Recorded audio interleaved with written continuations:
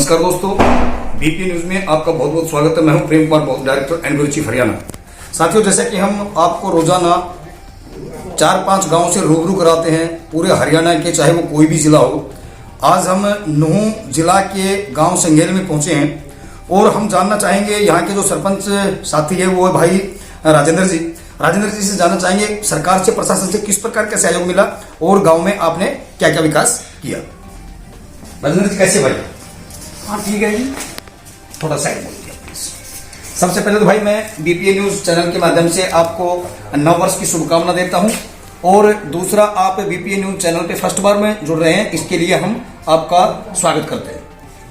धन्यवाद जी आपका यहाँ पर आने का। राजेंद्र भाई, मैं जानना चाह रहा हूं कि संघेल में आप प्रथम बार सरपंच बने? जी पहले ही बार। तो सर सरपंच साहब, आपकी एजुकेशन क्या है? मेरी 12th है जी। तो आपकी ये योजना कैसी रही सर? हमारी योजना बहुत अच्छी रही है, बहुत अच्छे से काम किया इस पंचायत में। जैसे हमारे गांव में ये फिरनी रास्ते वगैरह, सबसे पहले हमारे गांव में पढ़ने लिखने की सुविधा नहीं थी जी, तो हमने उसमें अपना स्कूल मिडिल से 12वीं तक कराया जी। और उसमें टीचरों की सुविधा भी नहीं हो पाई, तो हमने अपने पैसों से टीचरों से पढ़ाई कराई स्कूल बच्चों से। देखिए, ये सरपंच राजेंद्र ने एजुकेशन बी मस्ट पे ज्यादा फोकस किया है, चाहे वो बाबा साहेब अम्बेडकर का नारा हो या चौधरी चरण सिंह का नारा हो या वो किसी भी हमारे महापुरुष का ज्योतिबा फुले का नारा हो। इन्होंने सबसे पहले शिक्षा पर ध्यान देते हुए अपने पैसों से टीचरों की भर्ती की और बच्चों की एजुकेशन पे ध्यान दिया और मिडिल से डायरेक्ट +2 तक का कन्वर्ट कराया। सर, और क्या अचीवमेंट किया आपने? और हमने जो हमारे गांव में जब बुजुर्ग वगैरह बाहर जाते थे पैसे वगैरह लेने के लिए, उनके लिए कोई सुविधा नहीं थी, तो हमने अपना सचिवालय बनाया, उसमें बीएलई बैठा के वो स्टेट बैंक की शाखा लगवाई इधर। अब पैसे वगैरह यहीं से निकलते हैं और बाहर नहीं जाना पड़ता हम बुजुर्गों को। जी जी हाँ।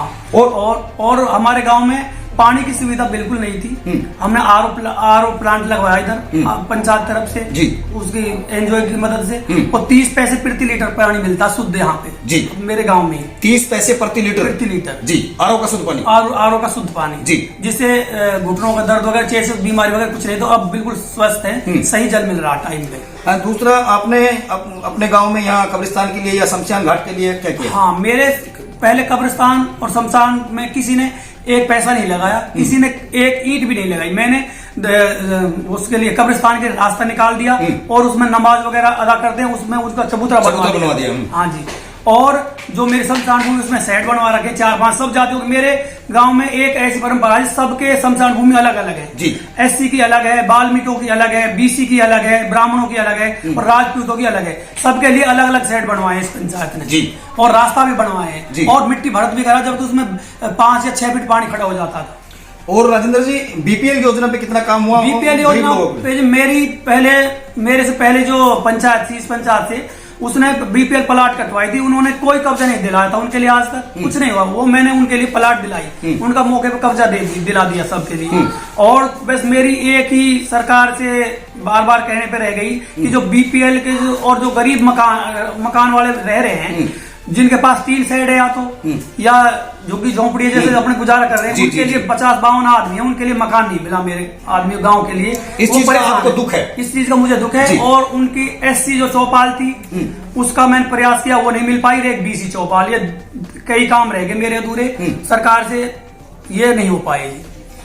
और दूसरा, राजेंद्र भाई, आप सरपंच होने से पहले सबसे पहले आप एक किसान के बेटे और किसान हैं जी। किसानों का आंदोलन चल रहा है लगभग 2 महीने से, और लगभग 60-70 किसान एक्सपायर भी हो चुके हैं, मर भी चुके हैं। तो इसे आप भारत सरकार की हठधर्मिता कहेंगे या आप किसानों का यह नेगेटिव आंदोलन कहेंगे? देखो जी, ये इसमें कई तरीका की बात आती है सामने, इसमें कुछ दोगला सा व्यवहार चल रहा है, इसमें स्पष्टीकरण कुछ नहीं दे सके। इतनी सरकारी कमियां नहीं है जितनी पब्लिक इस पर फोकस कर रही है, ये है, बाकी ऐसा कुछ नहीं है। तो इसमें ये किसान आंदोलन मतलब ये पागलपन है? नहीं, पागलपन तो हम इसको नहीं कह सकते, पर कुछ इसमें लग रहे हैं जी। कुछ जैसे हम सुनते हैं भाई, वो दिहाड़ी पे पैसे ले जाके वहां ले जाते हैं, उसमें उनसे बातें कराते हैं, वो धरना प्रदर्शन कराते हैं जैसे, तो ऐसा कुछ चल रहा है। जैसे सुनते हैं कई तरीका की बातें न्यूज पे, उस पे, तो उससे कुछ इतना ठीक से समझ नहीं आ रहा, मतलब ये बिल्कुल निश्चित क्या है, सही क्या है।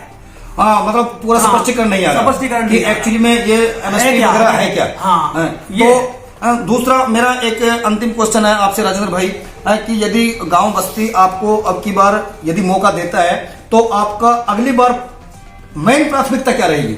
मेन प्राथमिकता हमारी यही रहेगी गांव में, जो अपने असली पढ़ाई के ऊपर रहेगी। जो मेरी लड़की है हमारे गांव की, इनके लिए कोई जैसे कॉलेज वगैरह खुलेगी। हमें यहाँ से 40, मेरी बेटी BS सेकंड ईयर पढ़ती है, होटल जाती है, 35-38 किलोमीटर जाती है। बिल्कुल बिल्कुल। बताओ कहाँ से कोई बच्चा कैसे पढ़ पाए? यस। तो ऐसे कोई यहाँ पे हमारे नजीक कोई कॉलेज आ जाए, मैं तो सरकार से रिक्वेस्ट करूंगा उजीना में या संगेल में कोई ऐसा कॉलेज लड़कियों का बन जाए, जो लड़कियों का हक जो अपना ये सुधर जाए, ये 17 लड़कियों के जो एजुकेशन है वो ऊंचा उठ जाए। तो चलो ये तो बहुत अच्छी सोच है। और एक हॉस्पिटल भी नहीं है मेरे गांव में, एक हॉस्पिटल की बहुत कमी है, क्योंकि मरीज जो डिलीवरी वगैरह होती है वो भी 15, 18, 20, 22, 30 किलोमीटर से पहले कोई नर्सिंग होम नहीं है यहाँ। चलो देखिए सरपंच साहब, इसमें राजेंद्र भाई ने बताया कि अपने बिल्कुल आत्मा का एक सच इन्होंने चैनल के माध्यम से बोला है। SC की चौपाल के लिए इन्होंने बोला है, BC की चौपाल के लिए बोला है। 52-53 परिवार यहाँ पर बिल्कुल गरीबी रेखा से नीचे है, उनके मकान भी नहीं बने हैं, जबकि हरियाणा सरकार ये कहती है कि गरीबों को मकान अलाट किए जा रहे हैं। दूसरा, इन्होंने बेटियों के प्रति, पढ़ाई के प्रति एक दर्द भी है पिता का। देखिए 38-40 किलोमीटर किसी की भी बेटी जाती है, वो चाहे किसी की भी हो सकती है, उसकी कोई जाति नहीं है, धर्म नहीं है, 38 से 40 किलोमीटर जाती है। किस समय क्या हो सकता है, क्योंकि जमाना बहुत नाजुक है।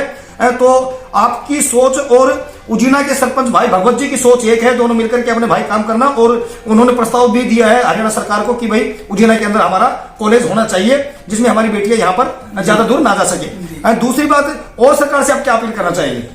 बस यही सरकार से यही, तो बाकी तो सब चलता ही रहेगा कि बाकी हमारा ठीक से ढंग से काम करे, गरीबों की देख रेख करे, एजुकेशन पे ध्यान दें, और जो युवा साथी हमारे बेरोजगार घूम रहे हैं उनके लिए रोजगार दें जी।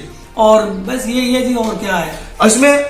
महिलाओं के लिए आपने बता दिया, एजुकेशन का बता दिया। दूसरा मैं आपसे जानना चाहूंगा, युवाओं के लिए आपने खेल कूद के लिए क्या कुछ करवाया या करवाएंगे? नहीं जी, जैसे टूर्नामेंट वगैरह होते रहते गांव में, हमारे में तो लगभग एक गांव स्तर पे तो नहीं, कोई व्यायामशाला वगैरह इनके लिए? व्यायामशाला के लिए मैंने लिख के दिया था, वो बोले थे, लिस्ट भी आई थी, परंतु मेरे लिए नहीं मिली। वो उजीना बोलते उजीना में होगी, मेरे लिए नहीं मिली। हालांकि मेरे गांव के बराबर जमीन किसी गांव में नहीं है। हाँ। पंचायत मैंने जमीन देने के लिए प्रस्ताव दे दिया था मैंने, ठीक है मैं तैयार हूँ, मेरे पास जमीन काफी है। तो इसमें राजेंद्र जी, अगली योजना में यदि आपको सरपंच चुन लिया जाए, सबसे पहले व्यायामशाला लूंगा, तो जो बच्चों उसे घूमने के लिए रोज जो सब कुछ हो जाए। तो देखिए, ये भाई राजेंद्र ने अपना पूरा वक्तव्य दिया, आपने सभी ने न्यूज चैनल के माध्यम से सुना। भाई साहब, आपका मैं BPA न्यूज चैनल की तरफ से जुड़ने के लिए बार बार धन्यवाद करता हूं। बढ़ते कदम सच्चाई के कलम, क्योंकि देश का सच दिखाते हैं हम। प्रेम कुमार बौद्ध, हरियाणा।